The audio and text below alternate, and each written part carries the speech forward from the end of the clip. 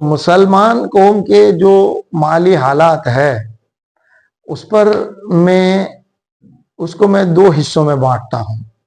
ایک تو مسلمان قوم میں ایک ایسا طبقہ ہے جو شاید 5-10% ہے، اس سے زیادہ نہیں ہے، کہ اس کے پاس پیسہ ہے اور اتنا پیسہ ہے کہ دنیا کے بڑے سے بڑے رئیس کی اور ملک کے بڑے سے بڑے رئیس کو ٹکر دے سکتے ہیں، بڑے سے بڑے رئیس کے مقابلے میں کھڑے رہ سکتے ہیں۔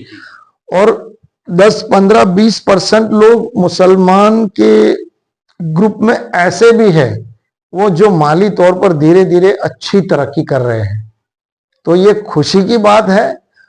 مگر میں نے جو دیکھا کہ ایک انسان کے پاس بالاتفاق کوئی ایسا مسئلہ بن گیا، ایسے کام بن گیا، ایسی سچویشن بن گئی، جیسے کسی کے دادا یا نانا کا کھیت تھا اور وہ 2-5 کروڑ میں بک گیا، اور دادا نانا کا کوئی وارث نہیں تھا تو اس کے حصے میں یہ پوری رقم آ گئی، تو اب وہ مالدار تو ہو گیا۔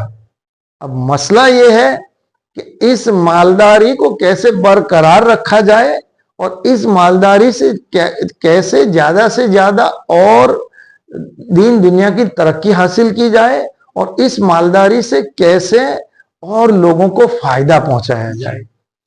میرے کہنے کا مطلب یہ نہیں ہے کہ آپ کے پاس 5 کروڑ آ گئے تو آپ 10 لاکھ یہ دارالعلوم کو دے دو، 5 لاکھ وہ مسجد کو دے دو، 2 لاکھ یہ مدرسے کو دے دو، 5 لاکھ کا اناج خریدو اور رمضان کے ٹائم پہ 5-5 ہزار والی کیٹیں بنا کر کے غریبوں کو دے دو تاکہ وہ بیٹھے بیٹھے کھائیں اور مزدور محنت کرنا بھول جائیں اور وہ کام چور اور حرامی ہو جائیں۔ میرا کہنے کا مطلب یہ نہیں ہے۔ میرا کہنے کا مطلب یہ ہے کہ اگر اتفاقاً کسی کے پاس پیسہ آ گیا ہے تو کوئی نہ کوئی ایسا گائیڈ ہو جو اس کے پیسوں اس کو سمجھائے، اس کو گائیڈ کرے اور اس کا پیسہ صحیح طریقے سے انویسٹ کرے، تاکہ اس سے یہ اور زیادہ فائدہ کمائے اور زیادہ مالی ترقی کرے اور زیادہ وہ مالدار ہو اور اس سے اور زیادہ اچھے نیک کام کر سکے۔ تو ایک مسئلہ میری نظر میں یہ ہے۔ دوسرا مسئلہ میری نظر میں یہ ہے کہ قوم کے 70-80% لوگ ایسے ہیں،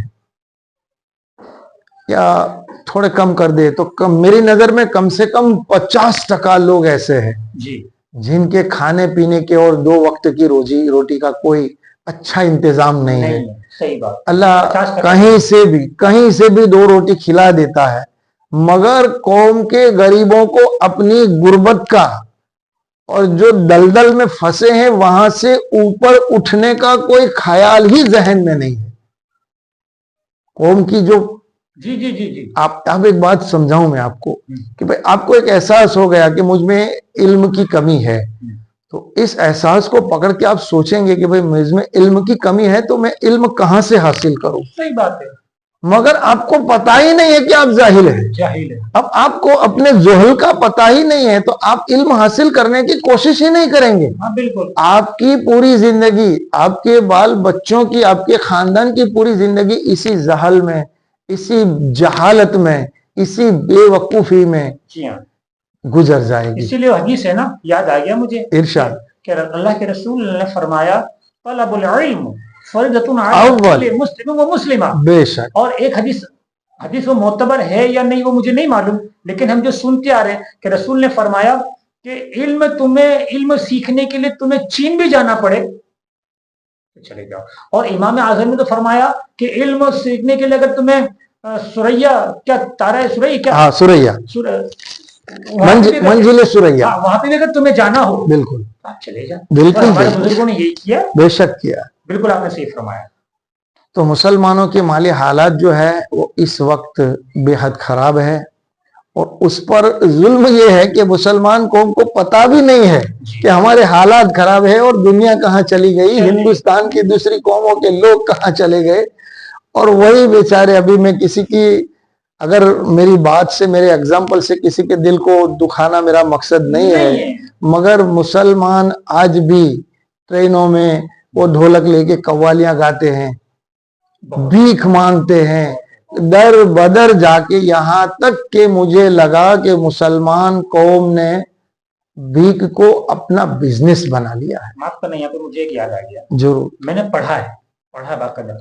अपने हिंदुस्तान की बात करें, बिल्कुल बिल्कुल, हिंदुस्तान में सबसे ज्यादा भिखारी मुसलमान है। अल्लाह अकबर, तौबा सबसे ज्यादा अस्तगफिरुल्लाह, भिखारी। एक तौबा दूसरी अस्तगफिरुल्लाह। बात है, मैंने ऐसे ऐसे लोग देखे हैं जो सही मानों में आप उनकी पर्सनल जिंदगी देखें ना, तो आप ये कहने पर मजबूर हो जाएंगे कि ये ज़कात के हकदार नहीं है, लेकिन वो धूम से ज़कात दे रहे हैं, मांग रहे हैं। एक दूसरी बात हजरत, माफ कीजिएगा, बिल्कुल, मैं तो देखो मेरा पहले से उसूल है, मैं देखा हुआ ही तजुर्बे वाली बात करता हूँ, ठोस बात ही करना है। सुनी थी, सुनी सुनाई या पढ़ी लिखाई या मैंने ये सोचा, मुझे ये लगा, ये बातें ही हमारे पास नहीं है। मैंने ऐसे भी ज़कात खोर देखे हैं, बिल्कुल, मैं किसी के ऊपर नहीं बोलूंगा, बिल्कुल, जो इस तरह ज़कात वो नहीं खा सकते, तो वो कहते हैं ना उल्टा पकड़, बिल्कुल, ऐसे ऐसे अच्छी इनकी पोजीशन है, बिल्कुल, अच्छी पोजीशन, बिल्कुल, लेकिन उनका ज़कात खाने में 1-1 लाख रुपया महीने में, मैंने अभी मैं ये इस महीने की बात इस साल की हजरत किया ना।